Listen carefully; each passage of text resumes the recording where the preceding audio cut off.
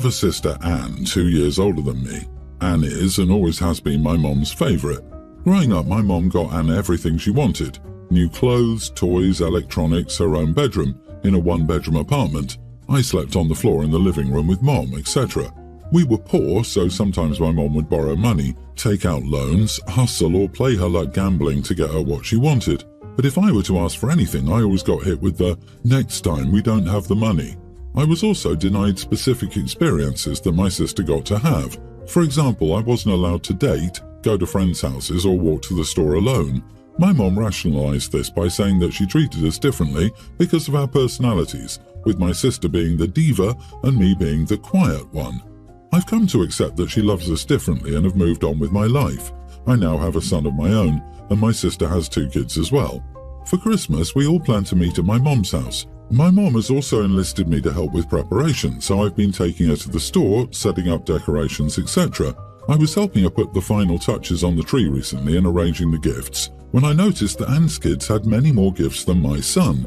Specifically, Anne's kids had about 12 gifts apiece while my son had 3. I commented on it, and she said that since my son is small, he's a preschooler, he'll outgrow everything fast, both clothes and toys, so she didn't get him much. I let it go, but it still bothered me. My sister's kids are a pre-tween and a young grammar schooler, which means they'll grow fast too, making her excuse a bit lame. I asked her about it again, and she admitted that it was because Anne's kids are special. She said they were her heart and soul. I felt hurt, but I thought I was being too sensitive. I talked to my husband about it and he agreed it was hurtful and questioned whether we should go to my mom's for Christmas. I decided we wouldn't go and called my mom to tell her.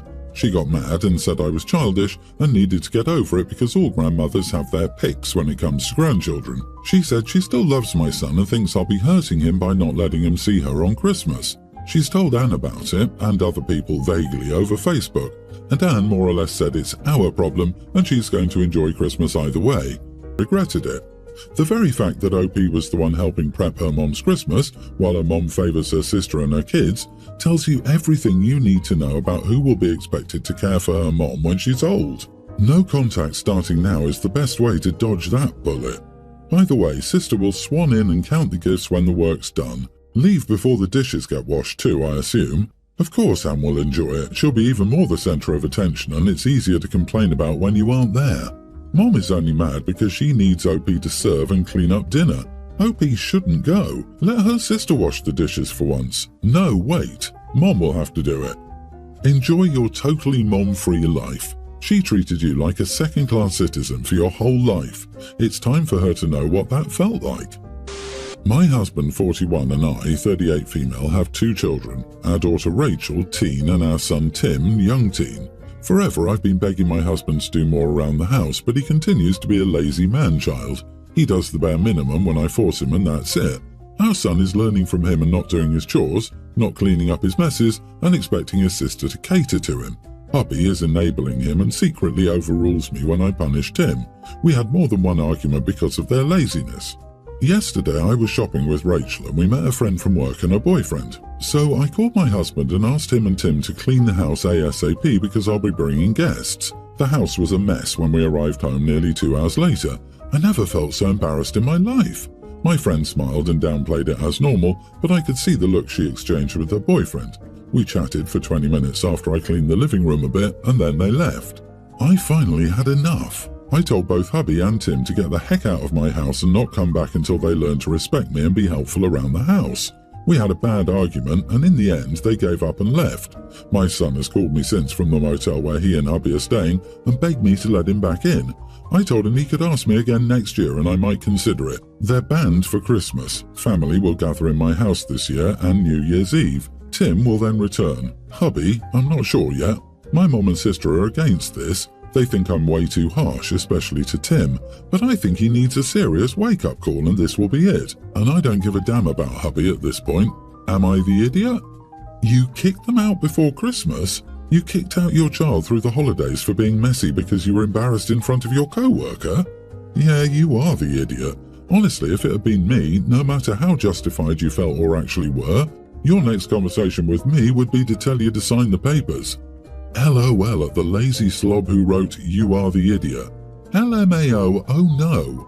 Imagine being a lazy, deadweight slob and thinking saying you'll divorce a hard-working wife is a threat. Delulu. Dude probably didn't think it through, shocker I know, and realised that he's actually encouraging the deadbeat to give OP the best Christmas gift ever. Freedom. Chances are hubby is in no position of power to make such threats. My guess is he doesn't work and leeches off OP. You're not the idiot. I get why you're done with talking after trying so hard, and now you have to take consequences. And if you also have no love for your husband, I wouldn't wonder about it. No one wants intimacy with someone you have to mother. You're just describing what women all over the world are fed up with. Also, you didn't throw your son out on the street by himself. He went with his father. If Tim doesn't like living in a pigsty, I guess he needs to learn to pitch in and help. The sad fact is, Tim also needs to learn that he doesn't get to sit around while the women in his life cater to him. Good on OP. Your spouse is teaching your children all the wrong things. It's time to let your daughter and son know that marriage is a partnership and no one gets to sit it out, no matter what their gender. I'm a single guy with a pretty decent job. I hope to have a family someday, but for right now I'm just dating and saving money. For the last few years, I've used my Christmas bonus to buy my parents, siblings, and siblings cool Christmas gifts. I'm lucky enough to be earning much more than I need, and I have an excellent nest egg going for when I'm ready. My parents and my siblings aren't there. My folks were immigrants, and while they own their own home and, as far as I know, are debt-free, they don't have a huge retirement account. My older brother and sister each decided independently to start their families while they were quite young, in my opinion. So anyway, like I said, I've been blowing my bonus on all of them for the last while. I paid for my parents to visit their home country. I bought both of my siblings' families a PS5 when they were hard to get. My nephew studied university this fall. I got him a new laptop as a graduation and Christmas present last Christmas.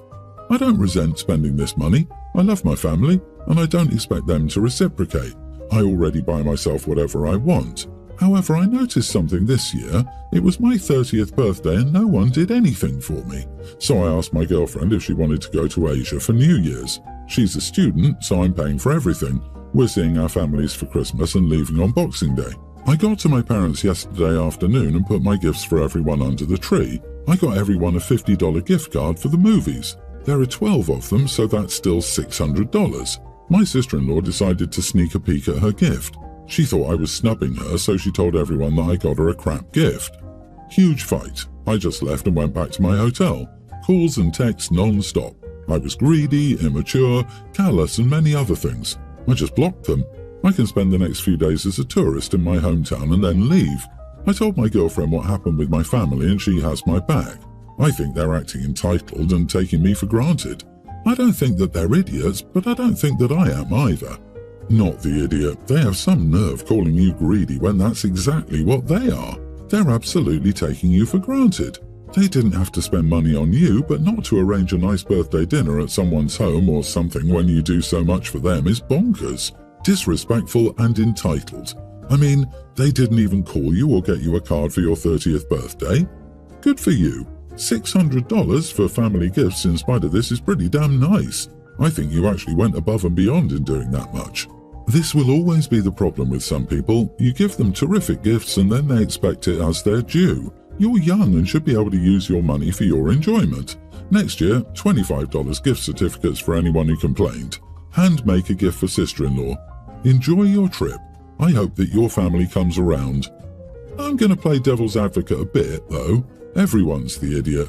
You sound like a great guy, but does your family know that your change of heart comes from their lack of effort to acknowledge your birthday? If you haven't explicitly told them, then you should. They can't read your mind. You have to communicate better. I, 24 female, recently moved to the city in which most of my paternal families live. I grew up in another city and went to college on a different coast. I wasn't close with them, spending only 6 Christmases with them growing up. I visited everyone in person once when I moved, so they knew I was living in the same city. I'm a pretty good cook and baker, so when I was invited to a potluck family party at my grandparents', I brought a chicken stew which received a lot of praise. One of my aunts asked if I also baked, and I said yes, showing them a few pics of my baked goods. My cousin Lisa, 30 female, then invited me to her little girl gathering, telling me it was a drink and dessert party and that the theme was chocolate. I made a beautiful white chocolate cake for the party. It wasn't big, as Lisa told me there would be 10 people attending, but because it was small I could make it a little fancy with silver and white winter decorations. Everyone exclaimed how beautiful the cake was, and when Lisa put it on the table it stood out as the rest was different shades of chocolate brown. My cake was praised. The food and drink were delicious. I hung out with my cousin and met Lisa's friends and her husband's family. I thought everyone was nice. Later, Lisa called me, not exactly complaining, but telling me next time I should have kept to the party's theme. I told her I did, as white chocolate is chocolate. Lisa said that her husband, sister and a couple of nieces thought it was inappropriate for me to bring a dish that stood out so much, completely ignoring the party theme. They felt all everyone talked about was my cake. They asked Lisa to tell me to tone it down or don't invite them or me to the same party because they can't stand someone so attention-seeking. Personally, I don't think I did anything wrong, but this is a group of 3 people thinking the same thing, so am I the idiot? Not the idiot. She should have said that if Lisa wanted a chocolate party where everything was brown. If she wanted a chocolate party without white chocolate, she should have said that. Absent other instructions, you honoured the theme. I'm sensing that Lisa is just jealous of your baking and cooking skills. FYI for the future, and I'm sure you know this, but white chocolate contains no cocoa, cacao solids, and sometimes not even cocoa butter, so it's debatable whether it's chocolate at all. Also, many people who like chocolate explicitly do not like white chocolate. I suspect even if you'd asked Lisa her opinion on white chocolate, she would have still found a reason to be unhappy. I completely agree that she would have found a reason to be unhappy regardless. This sounds like a witch-eating crackers complaint by Lisa and co. Ignore and stop letting them have your delicious cakes in the future. She wasn't upset the cake was white. She was upset the cake was better than hers. Lisa is jealous, plain and simple. I guarantee no one said those things to her. No one. She's lying to you because everyone loved your beautiful cake. I love that you did something different. I've been with my husband Adam for 12 years in total. We have 3 young children, and for the last 3 Christmases, Adam's family has come from different states to spend Christmas at my house. Originally, his parents hosted Christmas, but due to having babies, etc., we didn't want to fly. Everyone has been happy with this arrangement, meaning 5 of his family members stay here for 5 days over Christmas. This includes his brother Matthew and his other brother and sister-in-law. Matthew is a good kid even though he is 26 now and is very much the youngest child. When he was younger, he was a bit of a wild child, partying, etc. The family was happy when he seemed to get into a serious relationship with Alice last year. I have no issues with Alice. I invited everyone to Christmas in June. I didn't invite Alice. I assumed she would be seeing her family. I got a message a couple of weeks ago from my mother-in-law about Christmas, and she mentioned Alice wanting to make a dish. I replied back stating I didn't know Alice was coming and she wasn't invited. This caused a load of text messages and phone calls. I eventually left this till Adam was around to deal with it.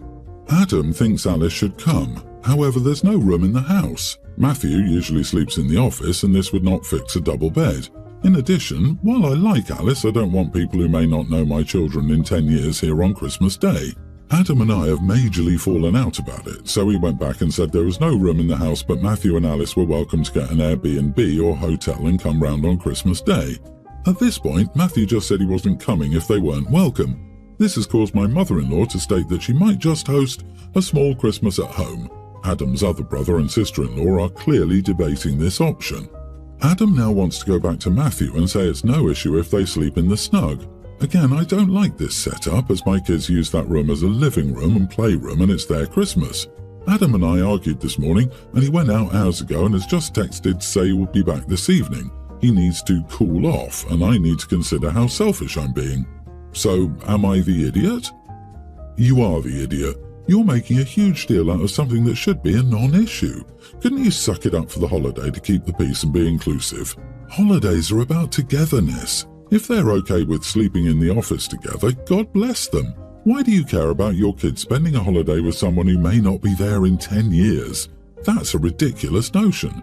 You're being unkind, selfish, and exclusive.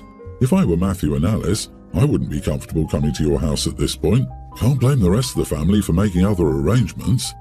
Totally agree, and the whole may not be around in 10 years is crap. I mean, has OP never heard of divorce? The other brother's wife could be out of the picture next year.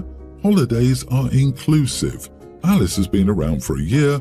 Better get used to the fact that the younger partying brother has settled down and has a significant other, not a one-night stand. Opie, you have no one to blame for the ruined Christmas but yourself. Maybe it will just be your nuclear family this year if everyone goes to mother-in-law's. And don't be surprised if your husband also goes. Talk about blowing up a family for no reason. You once were the girlfriend too, and how do you think you get welcomed into the family if no one was willing to make space for you? It's also kind of gross to point out brother-in-law was a wild child when he was 26 and has had the same girlfriend for a year. Literally nothing weird or wild about a 25-year-old dude being single and dating through 25. Your husband should leave Scrooge at home and take the kids to his mother's with the rest of the family. Good grief, there's nothing like creating completely unnecessary drama around the holidays.